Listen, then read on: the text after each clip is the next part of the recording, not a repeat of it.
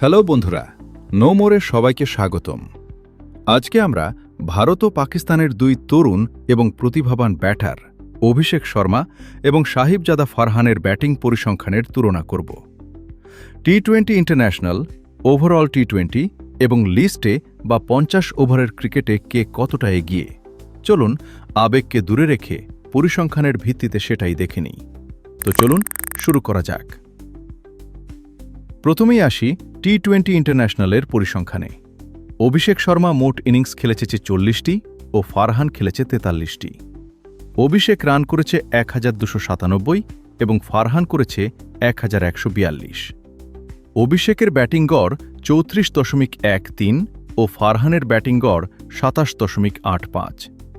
এখানে কিছুটা এগিয়ে আছেন অভিষেক শর্মা, তবে আসল চমক হল স্ট্রাইক রেটে। অভিষেকের স্ট্রাইক রেট 192.43 আর ফারহানের 134.35। অভিষেক সেঞ্চুরি করেছে 2টি ও 50 করেছে 8টি, তার সর্বোচ্চ স্কোর 135। অন্যদিকে ফারহান সেঞ্চুরি করেছে 1টি ও 50 করেছে 9টি, তার সর্বোচ্চ স্কোর অপরাজিত 100।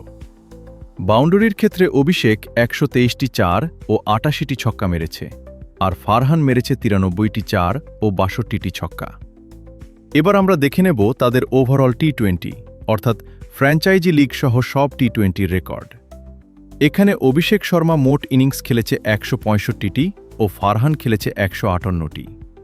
অভিষেকের মোট রান 5070 এবং ফারহানের 4825। অভিষেকের ব্যাটিং গড় 33.57 ও ফারহানের ব্যাটিং গড় 33.50। এখানে দুজনের গড় প্রায় সমান, কিন্তু এখানেও স্ট্রাইক রেটে অভিষেক এগিয়ে। তার স্ট্রাইক রেট 163.50 আর ফারহানের 134.20। এই ফরম্যাটে অভিষেক সেঞ্চুরি করেছে 8টি ও 50 করেছে 29টি, তার সর্বোচ্চ স্কোর 148। আর ফারহান সেঞ্চুরি করেছে 7টি ও 50 করেছে 31টি, সর্বোচ্চ স্কোর অপরাজিত 162। সবশেষে আসি লিস্টে বা 50 ওভারের ঘরোয়া ক্রিকেটের পরিসংখ্যানে। এখানে অভিষেক শর্মা ইনিংস খেলেছে 68টি ও ফারহান খেলেছে 71টি। অভিষেকের রান 2196 আর ফারহানের রান 2926। অভিষেকের ব্যাটিং গড় 33.78 ও ফারহানের ব্যাটিং গড় 41.80।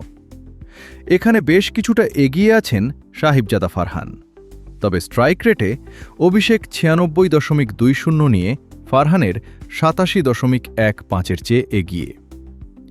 অভিষেক সেঞ্চুরি করেছে 4টি ও 50 করেছে 8টি, তার সর্বোচ্চ স্কোর 170।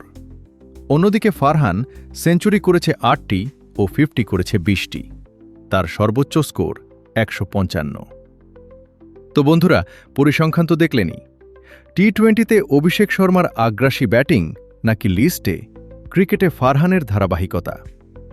আপনাদের কাছে কে বেশি সেরা বলে মনে হয়? কমেন্টে জানাতে ভুলবেন না।